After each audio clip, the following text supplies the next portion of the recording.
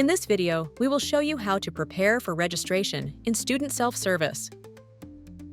From the My USF homepage, click on the Student Self-Service tile. Then select Plan and Register under Registration. This will take you to the registration landing page, where you will select the Prepare for Registration option.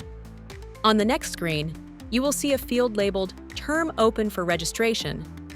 Select the next term for which you plan to register.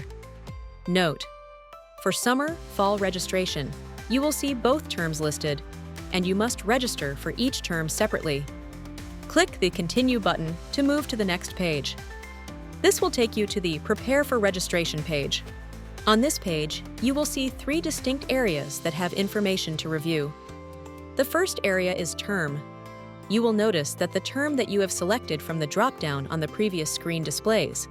In this case, Spring 2025. Below the term, you will see 4 lines of information. The first 3 lines pertain to registration. If you have green check marks for your student status, academic status, and have no holds, then registration is allowed. If there is an issue with one of these items, you will see an exclamation mark and the area that is preventing registration in red. In this example, there is holds. This is stopping registration. If you have a hold that does not prevent registration, it will appear in blue and may inform you of a process that it will affect, such as the release of your transcript or diploma. If you are unsure how to resolve your hold, go to www.usf.edu/registrar and click on Holds. This screen provides the contact information for every hold that may be active on your student record. For student status and academic status questions, you can reach out to Registrar Updates at usf.edu from your USF email address. Next on the screen, you will see a blue link that has information about your registration time and date. Every student will get a time ticket who has been registered within the last 3 terms. If you have a status that prevents registering on the day that is shown, be sure to clear that status so that you can take advantage of the time and date that is available to you. These dates are not flexible. You may register on or after the date shown on this page. The next area is Permit Override. If you need a permit for a course because the course has a prerequisite, corequisite, or requires permission of the academic department, and you have followed the procedures to request a permit, then the approved permit will appear here. The permit override information displayed includes the course reference number, or CRN, for the course section, subject and course number, the title of the course, and informs you that it has been approved. You can then register for the CRN indicated when your registration window opens through the Register for Classes link from the registration landing page. Please watch the video on how to register for additional information.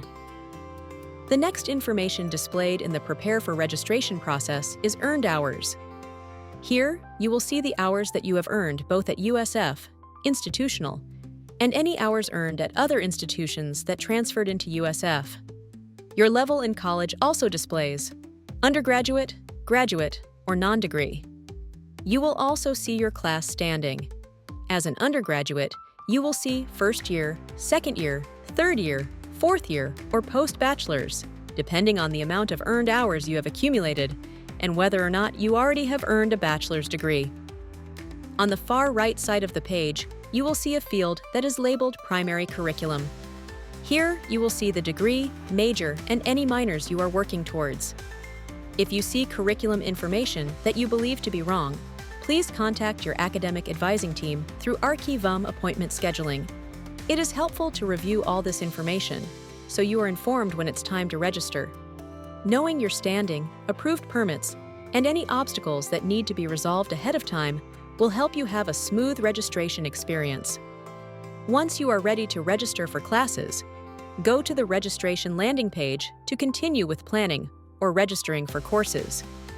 To see other information or watch additional videos to get more in-depth instructions about the components of Student Self-Service, please check them out on the Office of the Registrar's website.